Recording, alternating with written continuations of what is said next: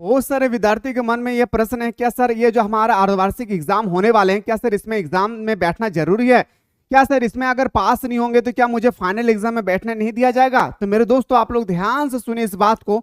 आपके लिए ये एग्जाम जरूरी नहीं बल्कि अति आवश्यक है। आप इस एग्जाम के तहत ये अंदाजा लगा सकते हैं कि आपके फाइनल एग्जाम में किस प्रकार से प्रश्न आने वाले हैं। यानी फाइनल एग्जाम में जिस प्रकार से आपके एग्जाम पैटर्न बनेगी, इसी तरह से आप लोगों का अर्धवार्षिक में आप लोगों का अभ्यास कराना चाह रही है जैक बोर्ड, ताकि आप लोग फाइनल एग्जाम के लिए बेटर तरीके से प्रिपेयर कर सकते हैं। ये एग्जाम बहुत ही जरूरी है, चाहे आप मेरे दोस्तों कोई भी सब्जेक्ट लेकर स्टडी कर रहे हैं, बहुत ही अति आवश्यक है। खास करके जिस दिन एग्जाम होगी, सातों काम छोड़ करके आप एग्जाम में एनी हाउ आप एग्जाम में बैठेंगे। चाहे आप एग्जाम में 10 क्वेश्चन बनाएं या 20 क्वेश्चन बनाएं या सारा क्वेश्चन सॉल्व करें, लेकिन आपको एग्जाम में बैठना अति आवश्यक है। अगर एग्जाम में बैठना आवश्यक नहीं होता तो फिर सरकार ये नोटिस क्यों जारी करती, क्यों लिखता सरकार कि 13 सितंबर तक हमारा ऑनलाइन फॉर्म भरा जाएगा और 13 सितंबर से पहले पहले अगर फॉर्म नहीं भरते हैं तो फिर आपको दंड देना पड़ेगा। इसलिए मेरे दोस्तों, आप लोग 13 सितंबर से पहले पहले आप लोग ऑनलाइन फॉर्म अप्लाई कर दें, प्रवेश पत्र आपका आ जाएगी, फिर एग्जाम में आप इजीली से बैठ सकते हैं। एक प्रश्न सर और बनती है, क्या सर ये हमारा एग्जाम जो होगी क्या सिर्फ ओनली फॉर एमसीक्यू पे होगा? जी नहीं, एमसीक्यू प्लस आप लोग का सब्जेक्टिव दोनों पे होगी। याद रखिएगा, सब्जेक्टिव में भी आप लोगों को 3 कैटेगरीज में क्वेश्चन देखने को मिलेंगे। ये जो 3 कैटेगरीज क्वेश्चन है सर, क्या होगा सर? वेरी शॉर्ट क्वेश्चन आएगी जो 2 मार्क्स का होगा, एक आएगा सर शॉर्ट क्वेश्चन जो आप लोगों का 3 मार्क्स का होगा, और एक आएगा सर हमारा लॉन्ग क्वेश्चन जो आप लोगों का 5 मार्क्स की होगी। यानी आप लोगों का एग्जाम पैटर्न मेरे दोस्तों, जो आप लोगों का फाइनल एग्जाम होने वाले हैं, उसी के तहत आप लोगों का अभ्यास करा रही है सरकार। तो ये एग्जाम बहुत जरूरी है, ध्यान से सुनिएगा मेरे दोस्तों। आप में से कोई सा बंदा है जो चाहते हैं कि सर हमें सेलेक्टेड क्वेश्चन चाहिए अर्धवार्षिक परीक्षा अकॉर्डिंग, तो अभी जल्दी से डाउनलोड कीजिए मिसाइल क्लासेस के ऐप को। और क्लास 12 के जो अभी ऑनलाइन क्लास चल रही है, क्लास 12 में जो आवर्स का फाउंडेशन कोर्स अभी स्टार्ट हुई है, इस कोर्स को एनी हाउ आप ज्वाइन कीजिए। यहाँ पे आपको सारा सिलेक्टेड क्वेश्चन, चाहे वो अर्धवार्षिक का हो या फाइनल एग्जाम का हो या वीकली टेस्ट का हो, सारा क्वेश्चन यहाँ पे आप लोगों को अवेलेबल कराया जा रहा है।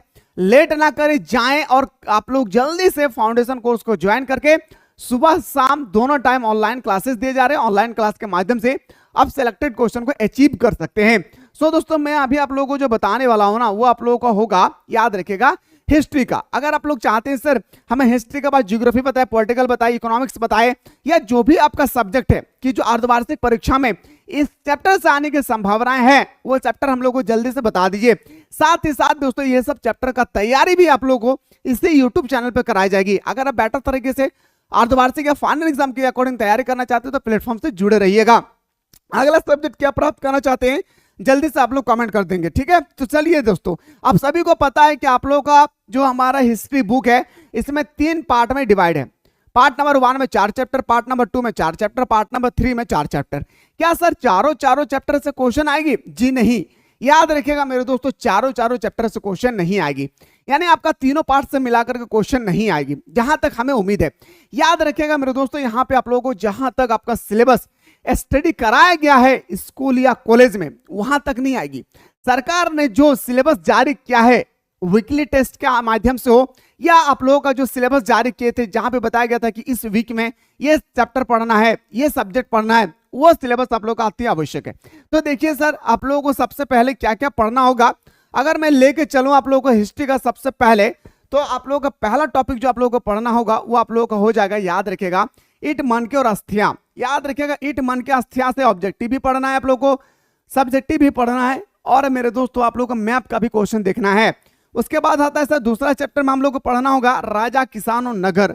तीसरा चैप्टर में पढ़ना होगा सर हम लोग को बंधुत्व, जाति और वर्ग। इन सब सारे चैप्टर का जो वीवीआई ऑब्जेक्टिव क्वेश्चन या सब्जेक्टिव होगी, इसी यूट्यूब चैनल में आप लोगों को बताया जाएगा, ठीक है? तो इसलिए जुड़े रहिएगा। अगला जो क्वेश्चन चैप्टर होगा वो विचारक, विश्वास और इमारतें। ये 4 चैप्टर अति आवश्यक है, इस चैप्टर को गौर फरमाएंगे। अगर मैं बात करूं आप लोगों का 5वां चैप्टर जो हमारा बनेगी, वो 5वां चैप्टर हमारा बनता है, याद रखिएगा, 5वां चैप्टर बनती है सर, याद रखिएगा, ये जो 5वां चैप्टर है ये पार्ट नंबर नेक्स्ट से है, इसको ध्यान में रखेंगे। अभी मैंने बताया कि हिस्ट्री को 3 पार्ट में डिवाइड किया गया। पार्ट नंबर 1 में टोटल आपको 4 चैप्टर पढ़ना है। पार्ट नंबर 2 में टोटल कितना चैप्टर पढ़ना है, तो ध्यान से सुनेंगे। पहला चैप्टर पढ़ना है यात्रियों के नजरिए। पहला जो चैप्टर पढ़ना है हम लोग को, यात्रियों के नजरिए। पार्ट नंबर 2 में जो हम लोगों का अगला चैप्टर पढ़ना होगा वह है भक्ति सूफी परंपरा। क्या होगी मेरे शेर नहीं हो तो बताएंगे सर भूखी भक्ति सूफी परंपराएं। उसके बाद पार्ट नंबर 2 का ही एक चैप्टर है, याद रखिएगा, एक साम्राज्य की राजधानी। उसके बाद एक और चैप्टर पढ़ना होगा किसान जमींदार और राज। यहां तक आपका मेरे दोस्तों सितंबर महीना में आप लोगों का सिलेबस है, ठीक है। लेकिन मैंने अभी जस्ट बताया कि जैकबोर्ड है, यहाँ पे कुछ भी हो सकती है।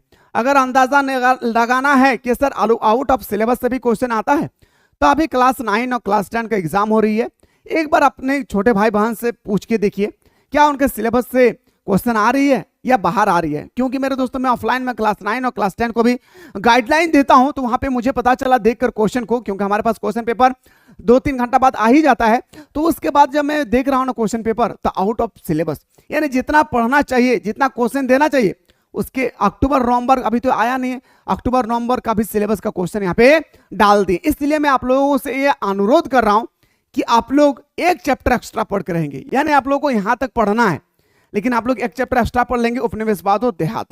याद रखिएगा उपनिवेशवाद और देहात को आप लोग एक्स्ट्रा पढ़ लीजिएगा।